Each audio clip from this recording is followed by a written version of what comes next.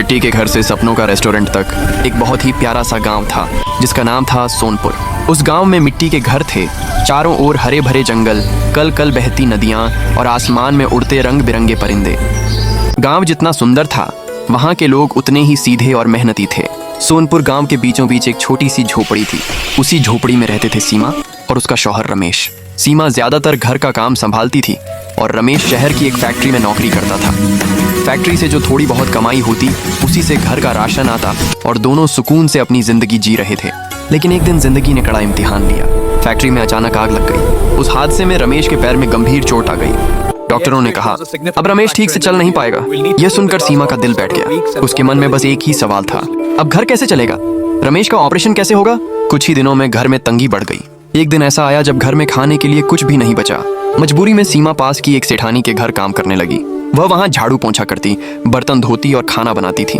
एक सुबह उसने फ्रिज खोला तो उसमें कुछ भी नहीं था। वह अपनी मालकिन के पास गई और बोली, मालकिन नाश्ता बनाने के लिए कुछ नहीं है। मालकिन बोली, फ्रिज में अंडे होंगे, उनसे कुछ बना लो, कुछ अलग बनाना। सीमा रसोई में लौटी। अंडे तो थे लेकिन अचानक उसकी नजर पड़ी पिज्जा वाली ब्रेड पर। उसने अंडों का मसालेदार ऑमलेट बनाया, उसे ब्रेड पर रखा और एक नया स्वाद तैयार किया, ऑमलेट पिज्जा।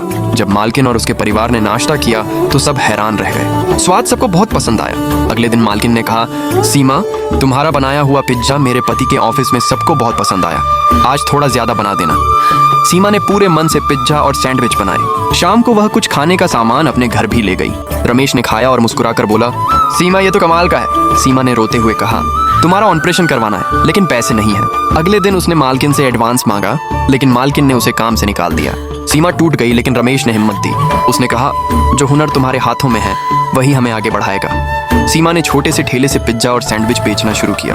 धीरे धीरे पूरा गांव उसके स्वाद का दीवाना हो गया। ठेला दुकान में बदला, दुकान रेस्टोरेंट में। आज सीमा एक कामयाब महिला है और रमेश पूरी तरह स्वस्थ। दोनों फिर से खुशहाल जिंदगी जी रहे हैं, क्योंकि जब इरादे मजबूत हों तो मिट्टी के घर से भी सपनों का महल बन जाता है।